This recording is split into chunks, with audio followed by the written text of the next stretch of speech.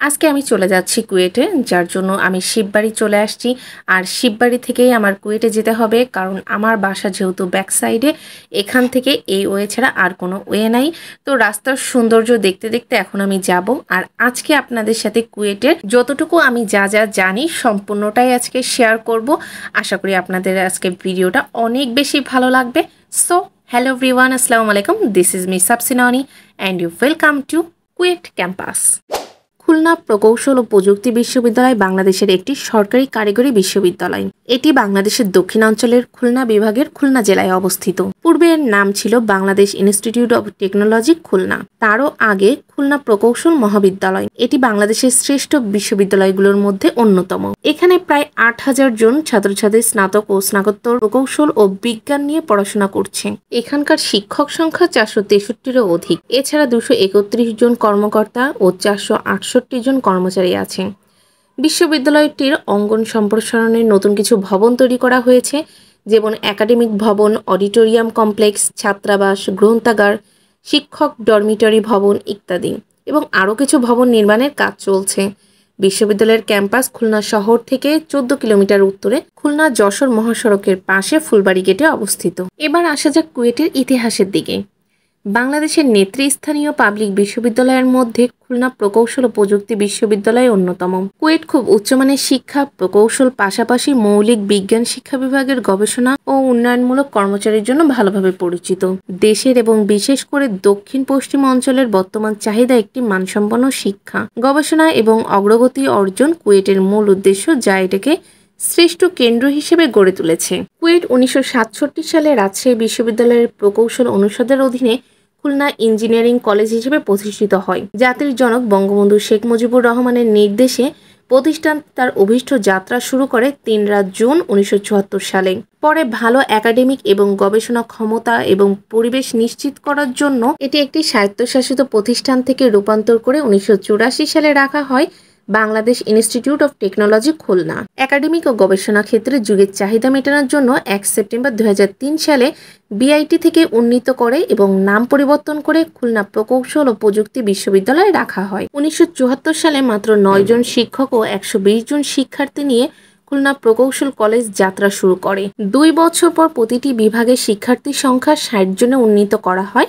১ নং হোস্টেল নামে একটি মাত্র ছাত্রাবাস ছিল, যা পরবর্তীতে ফজলুল হক নামে নামকরণ করা হয়। ১৯৮৬ সালে খুলনা প্রকৌশল কলেজ থেকে বাংলাদেশ ইনস্টিটিউট অফ টেকনোলজি খুলনাতে উন্নীতকরণ করা হয়, যার নিয়ন্ত্রণকারী সংস্থা ছিল কাউন্সিল অফ বিআইটি। এই কাউন্সিলের চেয়ারম্যান ছিলেন বাংলাদেশ সরকারের মাননীয় শিক্ষামন্ত্রী। ১৯৯৯ ও ২০০৩ সালের সমাবর্তনের আয়োজন করা হয়। এবার আসা যাক ক্যাম্পাসের দিকে। ক্যাম্পাস খুলনা সিটির 0 পয়েন্ট থেকে ৮ কিলোমিটার দূরে অবস্থিত। ক্যাম্পাস থেকে শহরের যোগাযোগ ব্যবস্থা খুবই ভালো। এটা জেলা বাস টার্মিনাল হতে ১২ কিলোমিটার দূরে এবং খুলনা রেলওয়ে হতে ১০ কিলোমিটার দূরে অবস্থিত। এটা ১০১ একর জায়গার উপর অবস্থিত। মূল একাডেমিক ভবনে বিভিন্ন শিক্ষা ও গবেষণার সুবিধা আছে। প্রত্যেক বিভাগের একটি আলাদা চত্বর আছে।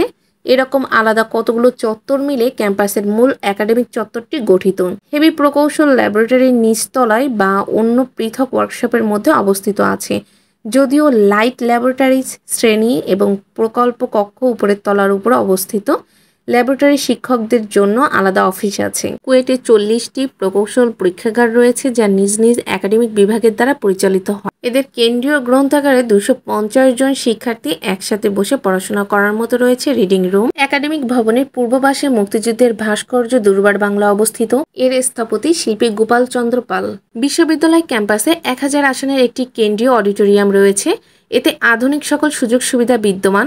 বছরের বিভিন্ন সময় অডিটোরিয়ামে বিভিন্ন সেমিনার, সাংস্কৃতিক অনুষ্ঠান, মেলা, চলচ্চিত্র উৎসব ইত্যাদি আয়োজন করা হয়ে থাকে।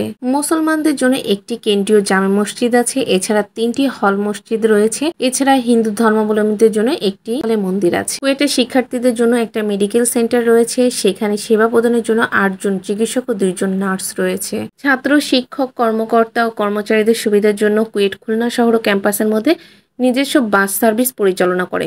কুয়েটে মোট 8টি বাস, 2টি পাজারো ও 4টি মাইক্রোবাস আছে। এছাড়াও কুয়েটের রয়েছে 2টি অতিথিশালা, যার একটি ক্যাম্পাসের ভিতরে অবস্থিত এবং অপরটি রাজধানী ঢাকার মোহাম্মদপুরে অবস্থিত। সকলের জন্য সকাল, দুপুর, রাতের খাবার সরবরাহের জন্য বিশ্ববিদ্যালয়ের একটি সজ্জিত কেন্দ্রীয় ক্যাফেটেরিয়াও রয়েছে। কুয়েট ক্যাম্পাসে কেন্দ্রীয় শহীদ মিনারের অনুরূপ শহীদ মিনার নির্মাণ করা হয়েছে। এটি এখন পর্যন্ত বাংলাদেশে নির্মিত শহীদ মিনারগুলোর মধ্যে ক্ষেত্রফলের সর্ববৃহৎ এবং উচ্চতায় দ্বিতীয়।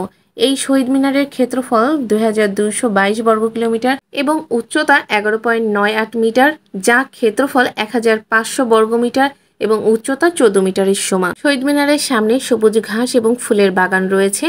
প্রায় 1 কোটি টাকা ব্যয়ে নির্মিত এই শহীদ মিনারের কাজ শেষ হয় 2018 সালে। এবার চলে যাচ্ছি আমি আইটি পার্কের দিকে। আইটি পার্কটা কিন্তু অনেক সুন্দর, যা 8 একর জমির উপর নির্মাণ করা হয়েছে।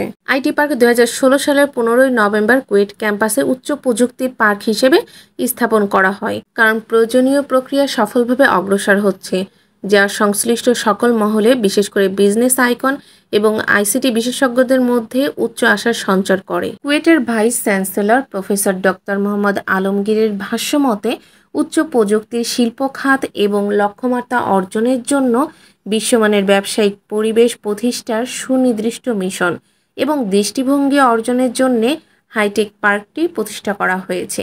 অনুরূপভাবে এটি আইসিটি বাফ এবং পেশাদার সহ এই এলাকার বিপুল সংখ্যক লোকের কর্মসংস্থানের ব্যবস্থা করবে। কুয়েটের আবাসিক হল ক্যাম্পাস জীবনের গুরুত্বপূর্ণ বৈশিষ্ট্য।